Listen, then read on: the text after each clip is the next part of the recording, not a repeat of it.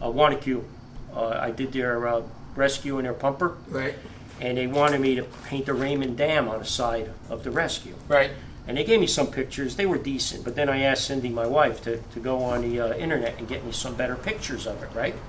So she's on a computer for maybe about 10 minutes. And I'm a dinosaur. I just learned how to start and close one. You know, I don't know nothing I about heard you computers. talking about it I the don't other want nothing night. to do with that crap. Yeah. Right? So she comes and she said, "You're not going to believe this. Listen to this." So she found a radio show, which I listen to at night when I work coast to coast AM. Oh, I love it. It's paranormal and it's everything, you know, and working late at night, I love listening to it, right? She said, "Listen to this." And it was a half-hour show about a huge UFO incident at the Wanacue Reservoir, Raymond Dam, in 1966. No shit. And they had all the testimony. They had 500 people seeing it. The mayor, the chief of police, Yeah, all credible. everything. Yeah. It was in all credible witnesses, right? So I, me being a goofball that I'm at, so I said, let me stick a little UFO in a tree that you could barely see. And it's only this big. I did it in silver leaf. And then on the other side, I put a little green guy in the bushes. Little green man, right? yeah. And Ronnie saw it. Ronnie Jeffers, and he made such a big issue about this, right? Yeah. Every publication that he wrote about, shit. he put down, And it was there's a newspaper. Right? Yeah, there they is. sent me the newspaper. Yeah, it's That is so cool. Cindy found that, That's and great. I had to put it in there. You know, I always sneak. Well, that's what I love though, because those are the stories, right? I mean, that's the tradition. This Like, one here. The stories. Yeah, are this just, one. Blue fire truck. Yeah. That came to my shop, and they wanted a little lighthouse painted on it. And they told me it's going to go to Wildwood. So Matt Palmer came. Yep. Matt from Wallington, Sure, I good know friend Matt. all his life. Whenever he heard a truck coming down the street, that truck could be on Main Avenue, blocks from me. He lived like a block away from my shop. Yeah. He was at the shop before the truck came. Yeah. He would run like a bullet. He sent me a message and months ago and said we needed to get together with you. Mm-hmm. And then he sent me a message the other night and said, "I'm so happy that you're Yeah, going he's to a be great with guy. that." We go back many years since he was a kid. He was a little kid running to my shop to see the truck. How cool. Yeah. So he came in and he said, "Oh man, I'm ready to puke. What are you going to do on this truck?" It's blue. I said, "Yeah, and you know what it is? It's New York City Police blue. That's what it was." Right. That powder. And The old New York. They wanted something different, and the guys were fantastic guys. And I says, "You know something? It's going to Wildwood. I'm going to put my 110% in there." Nice. Right. So I did a really nice mural of the lighthouse. I've seen it. I've seen this rig. In silver leaf. The whole truck is gorgeous. aluminum leaf. I use aluminum leaf. Silver leaf has a tendency to tarnish, right, Tucker? It tarnishes, so I use aluminum. Well, especially when you put the coatings over. Yeah. So I strictly use aluminum when I got it. I know nothing about the process. Like I don't know how it's done, and so on. And Well, I'm just send Tucker down when I do Cobra Skills. I will. I will. And then we could do something on that. I mean, Because there's not enough of us doing it. No, Yeah. I mean and that's what I was saying to you before. We were talking about it before, and you said that unfortunately with the computer now, you used to do I hate those computers. Sure, I mean, of I course, hate because it takes the craftsmanship out of it, right? I'm gonna coin something tonight. I'm gonna call it fake lettering. It's like fake news. Yeah. The damn computers, man. I'm telling you. Yeah, I mean, You know what hurts me? When I design one of these, I put my heart and soul into this thing. right? And then when they get a new truck 20 years later, they just click, and throw it on that damn machine. Yeah. And throw it on Scotch tape. Yeah. Because if you smell that new vinyl that they're putting on there, it's Scotch tape. Yeah, That new stuff is Scotch tape, man. And it just hurts me. Yeah. I feel like I've been mugged, right? Beat up and kicked on and stabbed in the back when I see it. It's sad. It's not right. And I think we should have everybody write in and tell them their feelings about it, because it costs the They're going to write Come on. in, Eddie. They're going to write No, in. no, Yeah, really. When you come down to it, you're spending $800,000 on a pumper now. Yeah. Okay, all right. The decals might be $3,000, $4,000. They say, what the hell's another $2,000 to have it done Right. with And- real gold? And it's going to last. And it's going to last because I know I did Elmwood Park's Defender Company, and it was near the Cambria Mac fire.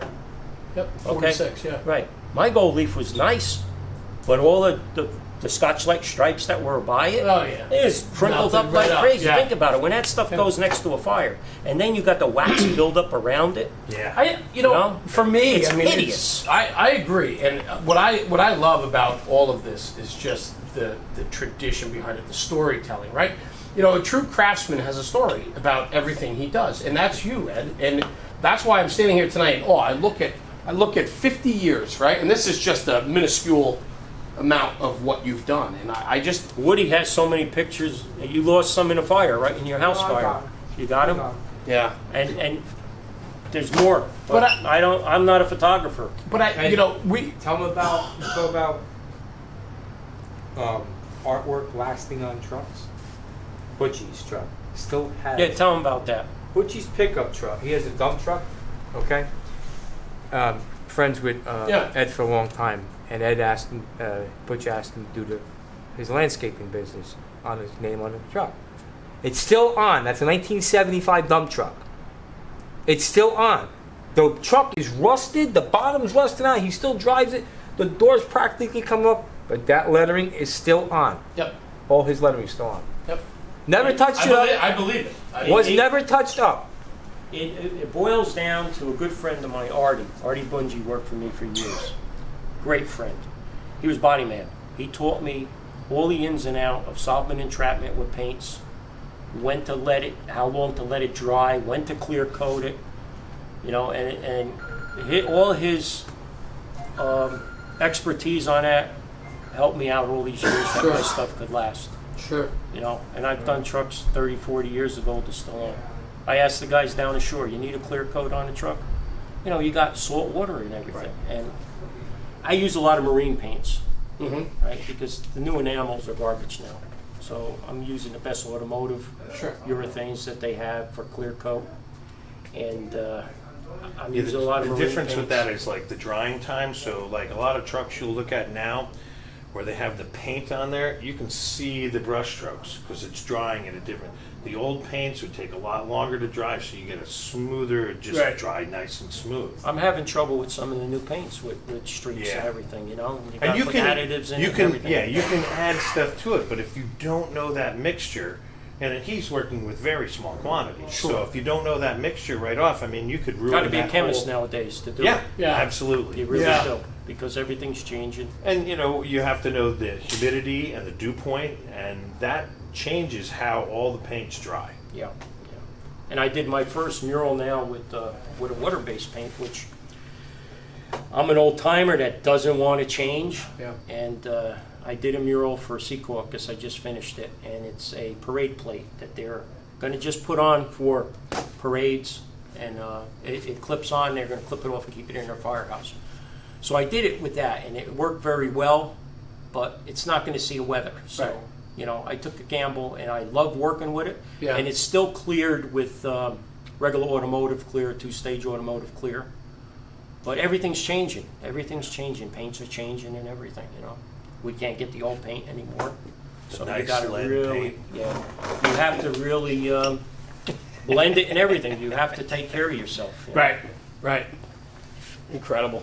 I'm just, you know, I'm a tradition guy, and that's why we started this whole National Fire Radio thing, was to really capture tradition in the fire service. And, you know, to talk about what drives us and what makes the firehouse succeed and the brotherhood succeed, it's gentlemen like you that share these stories. And then the story of, you know, here, the Havistraw, you just told me all about this Perch from Havistraw, and the whole story and the lineage of how those rigs went.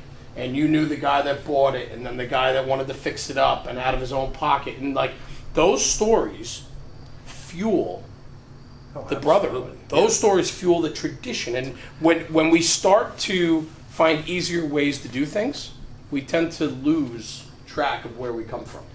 And that's our biggest concern. And that's why we do what we're doing. And that's why we're so happy to be with you tonight, because you're a man of tradition. And that to me speaks volumes, because there's not many people like that out there anymore. And you know, that generation, your generation, we need to capture everything that you have to tell so we can share it later. Because what's happening is the generations after you are getting more and more boring. They don't have the stories, and they don't have the well-rounded. You know, True. yeah, but it's because they're being clamped down on, and I get it. I mean, there were it's the some thing, lot of of wild Of course. things. I mean, I get that. But as far as these antiques, the problem is you get a bunch of guys that are a little older and they just cling on to it and they don't let the new generation touch it. True. And we have to take the new guy under our wing and go, hey, let me show you how to drive this thing, or this is how you fix that. So they fiddle with it, Right. and then it becomes theirs. It becomes part of their fire department. If you have these vehicles and they just ours. When they die off, those trucks leave the fire department, and they're part of their heritage, but nobody wants them anymore because they're not part of the new generation's heritage because they don't allow Right, it. and then next thing you know, it gets a parachute over the top of it as a cover, and then next thing you know, the cones are on it, and then the Right. coats are on it, and then and it never goes to a parade. Yeah, but and we then- don't have that many parades anymore like we used to. Yeah, We we used have to to. be We parades have all the to. time. We have to bring them back. civic pride. We have to. It's important. It's And important. I'm trying, and it's generational. Like Yeah. when I started the murals, the old Korean War veterans, World War II veterans, great guys, but they wanted everything regimented. They Sure. wanted the truck exactly the same as the previous truck, block letters and everything. And I feel kind of proud that I broke that little niche. And I just found out today. I always thought East Rutherford, this one that I did here, was my first mural the big mural, but this was the first, the battleship. That was dated 92. And you know how hard it was breaking that old tradition? The old guys didn't want to know anything about it. Yeah.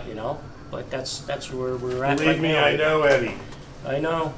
And we sit here and we talk about the newer generations and so on, but it would take, like, if we had 6 young guys in here right now, they would be just Eating this up just like I am right now, because we're losing the storytellers. Yep. And when we lose the storytellers, then nobody's engaged and nobody's going to hear the stories, right? And so that's why it's so important that the storytellers tell the stories more than ever now.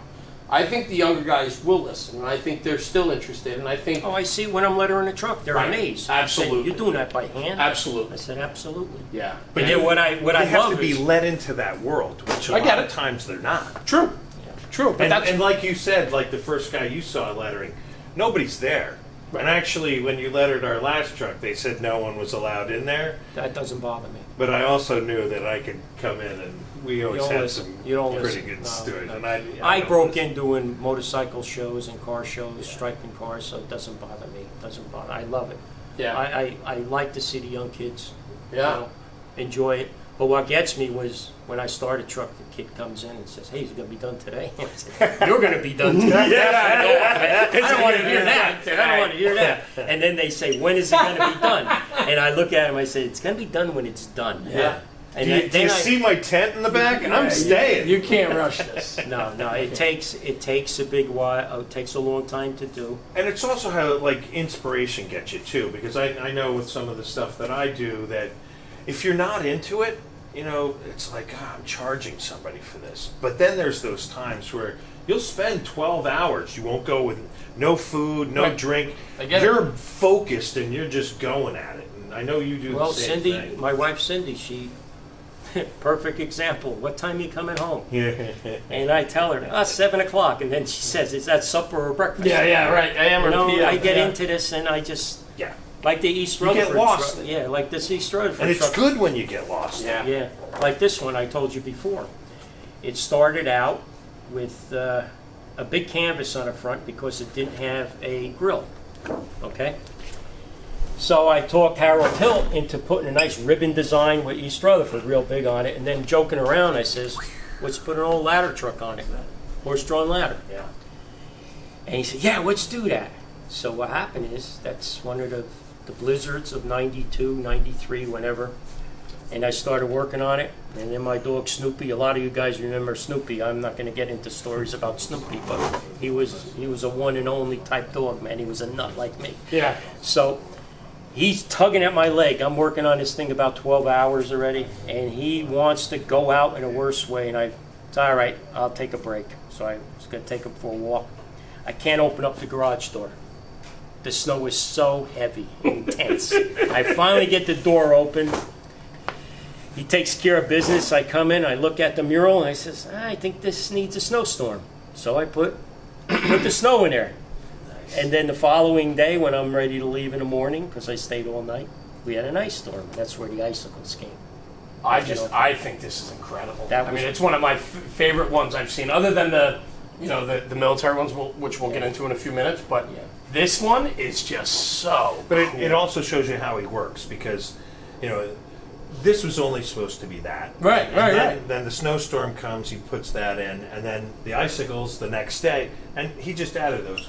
We were looking at one in the corner over there where you put a shooting star in, and that was just at a whim. And Right. then you fellas saw the shooting star the night it was delivered Oh, really? Yeah, I got to same tell you that spot. story.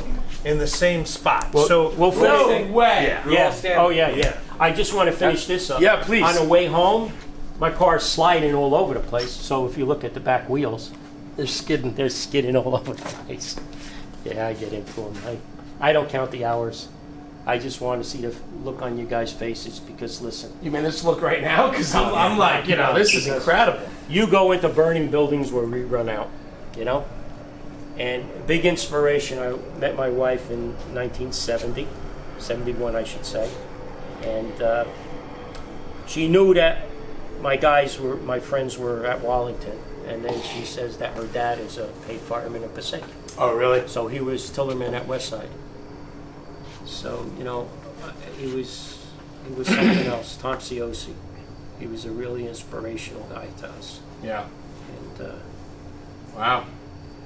so I wanted to do work for you guys, and I feel like I'm privileged to be an adopted brother. Well, you I really feel honored. you're a big part of the local culture here in New Jersey with your craft and the stories that come out of it and the brotherhood that you're a part of. I feel honored. The Yeah, first time I I was mean- called brother was in his firehouse. Cool. And I remember it Yeah. to this day.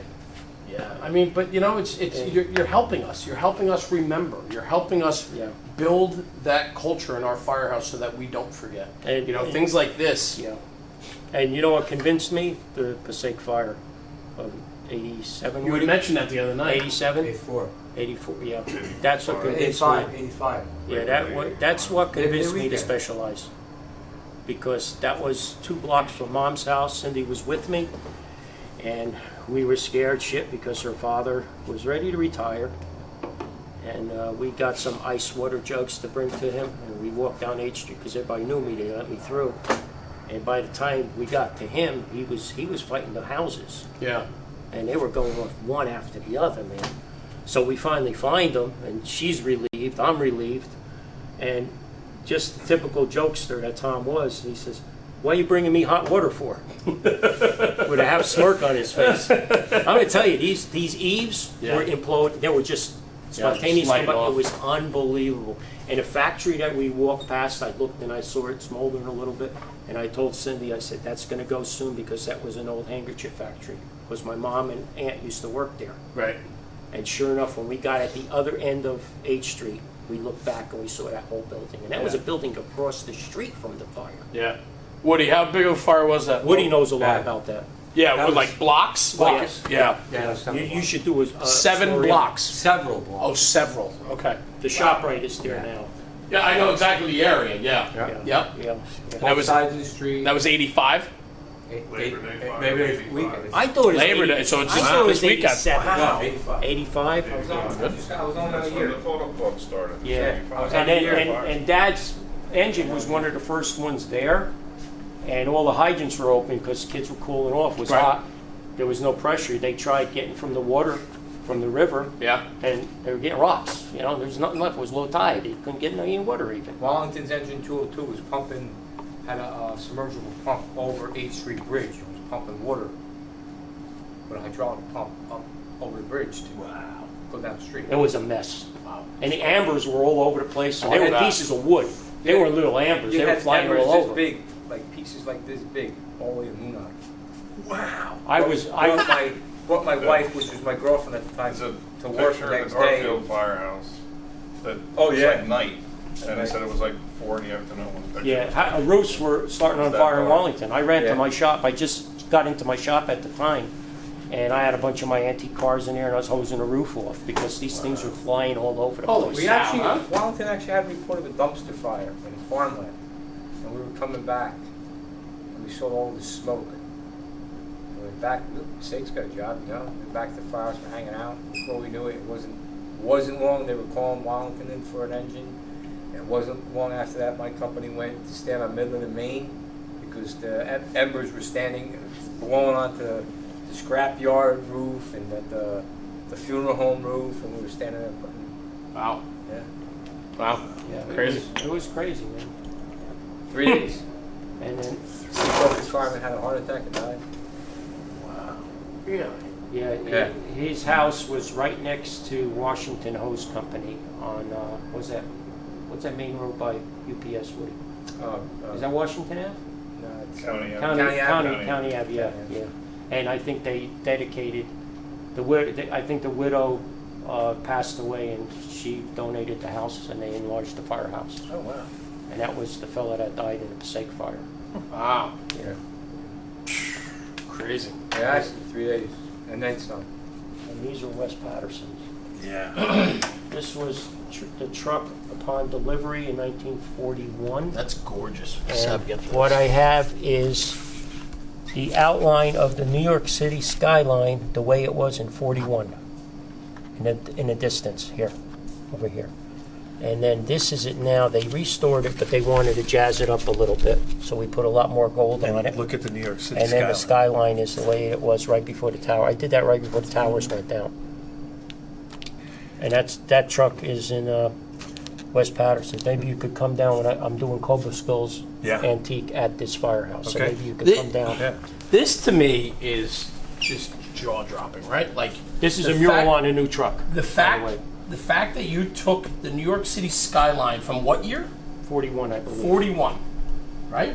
Yeah. Paints that in the background, and then redoes it, right? And this was on a different rig. No, same rig. Same This rig. is the driver's side. Okay. And this is. And then on the passenger driver's side, you do it Yes. just before 2001 because you see the. And you know what's really funny towers. about this? Paul Salamone is chief, and his father basically started this fire company. Man, he was very instrumental in it.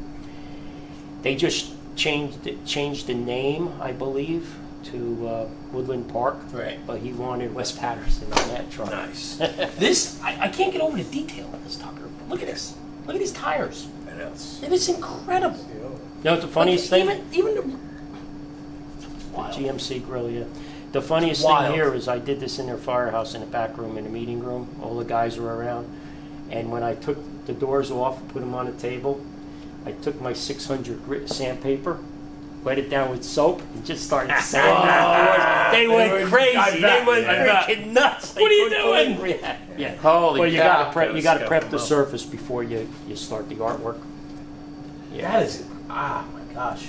You know what? This looks a lot like the truck that was in Tucker's house that was green.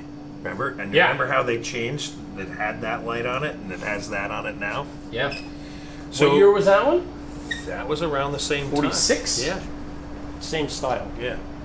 Yeah. 48. They changed. So the style. when we get that truck, Eddie's going to paint it for us. Gorgeous. Which truck is this now? Who's this now? So we were out in Lebanon Borough, Yeah. out off of 78, right? Not Township, right? Tucker Harding from. Oh, I just watched that video last night. Okay. Cindy got it on a computer for me. Okay. You did a Listen. truck in Lebanon. So Maybe. I don't know. I know you did. I don't remember. So he says he knows you. I was just talking to him earlier, and so funny that this all comes up. But we're there and we walk. We've never been there before. We just finished shooting down. We stopped at did a couple places. On the way back, we were getting a little thirsty, so we figured we'd swing out and meet up with him because he lives right off of 78 there. Mm-hmm. So we call him. We end up going over there. We go to his firehouse and he's showing us around. And we walk through the bays, and then you walk into the old building, which is still a firehouse, but it's used to be a meat market, Yeah. right? Like a butcher shop, right? The front of the firehouse is an old butcher shop, and then the one bay was the firehouse next to the butcher shop. Now the butcher shop is the chief's office and deputy chief's office, and then the other bay is where they have this beautiful Mac sitting in there, and it's green, painted like hunter green, Yeah. and I'll have Dark green. Yeah. Yeah. What did they say? It went to I've the done main this that way? a couple times. Yeah. It went to what town? I don't remember where. I don't remember the whole backstory. Yeah, he said they gave it to a town that ended up painting it green like that. Yeah, I think it was red originally. Yeah, it was. And it had I think it had a Polish word up. LaFrance. Yeah, oh, yeah. Polish up. That'll polish up. Without a doubt. Yeah, but that's not the original paint. No. Because it was either a Ward LaFrance or American LaFrance badge on it. Different ways. I don't remember whether it's a Ford body or a GM body, I said- but it's yeah. just a normal looking truck. But it was, then the pump was Yeah. put in Yeah. and, you know, then they badged it. So. Pond used to do a lot of that. Take a stock That truck, looks like an- put Yes. the pump on the front bumper. Yep. And they all looked about the same. They looked like giant pickup trucks. Yeah, In the yeah. hood, they had- Hey, you had to do what you had to do for the money that you had. That's Sure. the whole thing. So- That was after the war, and you had to just do what you had to Yeah. do. What's that? Well, it's not now. Damsel in distress. Yeah. Oh yeah, yeah. Oh, they- yeah, that. Oh, that's great. Look at that. I forgot her. Damsel in distress. I forgot to put. I thought they were joking around. So they came to pick the truck up and said, "Where's Lulu?" And I said, "You guys are serious? Yeah, we ain't paying you. You better put her in there." So I steered them in the direction of Freddie's Evergreen. I said, "Come back in about 4 hours." And then she wound up in that window up there. I always talk about Smyrna Doe with the double D's. Remember the big rescue we did? Oh yeah, yeah, yeah, yeah. And they put it inside the door. That's awesome. Yeah, That's really this cool. was done. My dad passed away, and I had the whole truck leafed and everything, just getting ready to do the mural. And then my dad passed away in '94, and they came to the wake and everything. They said, "Eddie, just take your time. You know that you're going through a lot." And I says, "All right." And then I locked myself in the garage for a week, and they came to pick this up, and they had tears in their eyes. Because I didn't even expect to do this. It was just going to be the steamer with the horses drawn on the side. Yeah. And then I studied a Courier Knives book with all the old fires that you see in the Courier Knives prints, and I stylized it similar to that. And thinking of the Passaic fire, being that I was there, it gave me a little inspiration of what a big fire like this would look like. And that this was the most difficult thing, putting the steamer in between the two doors. Yeah, that. Because you don't even see the lines. Right. Yeah, different angles you see it Yeah. in different. And then the model for this was a Franklin Mint steamer. I think you got it for me, Woody. Yeah. Yeah, yeah. That's really cool. Put a lot into it. I got an understanding wife, best wife in the world. I think we knows. we all do. Yeah. No, you're right though. You're absolutely right. But you wouldn't be able to do it. You wouldn't be able to do it without the support and the It's one of my understanding. other pride and joys. That's cool. Yeah. And they still have this truck. Yeah. I don't know how they get it out for parades because it's stuck sideways in the back of their firehouse with 3 beams, and I don't know how they get it out, but they get it out. That's beautiful. It's a That is- 62. that's It's beautiful. drop dead gorgeous Yeah, truck. it It is. is amazing. Yep. Charlie Knappersack was the leader on this truck. He was captain at the time when it was delivered. It's his pride and joy. He passed a couple of years ago. Like all of our great friends are leaving us. You know, the generations are just going by too fast. Yeah.